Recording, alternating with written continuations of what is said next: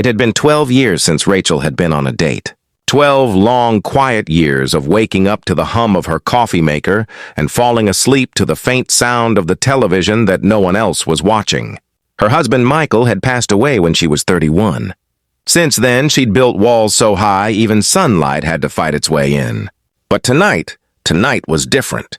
She'd said yes to a blind date her sister had arranged. The man's name was Daniel. "He's kind," her sister had promised.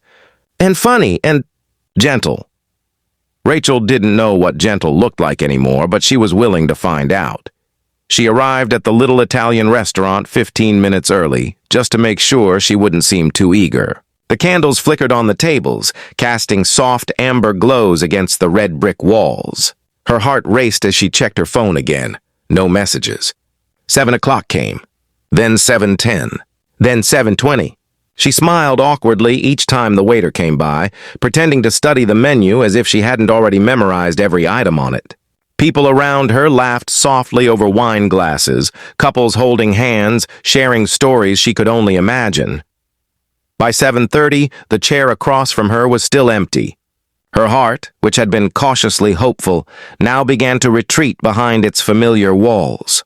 "Maybe he got stuck in traffic," she murmured, trying to convince herself. Maybe something came up. But deep down, she felt that familiar sting, the one that whispered she wasn't worth the wait. The waiter approached again, sympathy flickering in his eyes. "Would you like to order, ma'am?" he asked gently. Rachel hesitated, then nodded. "Just a coffee, please." "I'll wait a little longer." She traced the rim of her cup with her finger, watching the steam rise and fade. The chatter around her began to blur until it all felt like background noise. She was seconds away from asking for the check when the bell over the restaurant door jingled. 2 little girls, no older than 6 or 7, stepped inside. They were identical, same messy brown curls, same wide blue eyes. They looked around anxiously until one of them spotted Rachel. "Are you Miss Rachel?" the smaller one asked, her voice trembling a little. Rachel blinked in surprise. Yes?" The other girl stepped forward, clutching a small note in her hand. "My daddy's sorry he's late," she said softly. "He told us to come find you and tell you he's parking the car." Rachel's confusion melted into a tender smile. "Oh, well, thank you, sweetheart." The girls smiled shyly and asked if they could sit while they waited. Rachel nodded, motioning to the empty chair. They climbed in together, whispering to each other and swinging their legs. One of them looked at her and said, "You're really pretty." "Daddy said you'd look like sunshine," Rachel laughed, a real laugh, the kind she hadn't heard from herself in years. "That's very kind of him," she said, her heart warming at the sweetness of their words. They chatted a little about school, about their kitten named Marshmallow, about how they'd made bracelets for their daddy's special friend. It was so easy, so natural, that Rachel forgot she'd been stood up at all. Then the door opened again. A tall man entered, slightly out of breath, a sheepish smile on his face. His shirt was untucked on one side, his tie crooked. "Girls!" he called softly, and they turned, giggling. "Daddy!" they chorused, running to him. He scooped them both up with ease, then approached Rachel, still holding their tiny hands. "Hi," he said, his voice warm but uncertain. "I'm Daniel. I'm incredibly sorry I'm late. The babysitter canceled last minute, and I couldn't find anyone else. I didn't want to cancel on you, but—" He looked down at his daughters, then back at Rachel. "I guess you can see why." Rachel's irritation melted instantly. She saw the exhaustion in his eyes, the kind only single parents carried. "It's okay," she said softly. "I'm glad you made it," he smiled, relief flooding his face. "Would you mind if they stayed? I completely understand if this isn't what you signed up for." Rachel looked at the girls, their curious faces full of hope, and something inside her softened completely. "I'd love that," she said. "Actually, I'd be honored." Dinner turned into an unexpected delight. The twins insisted on ordering spaghetti and meatballs because Daddy always messes it up at home. Daniel chuckled, pretending to protest. Rachel found herself laughing more than she had in years, at the girls' innocent honesty, at Daniel's gentle humor, at the strange, beautiful chaos of it all. At one point, while the girls were distracted with dessert, Daniel leaned closer and said quietly, I was so nervous. I didn't think I was ready to meet someone again. My wife passed away 3 years ago. The girls, they're my whole world.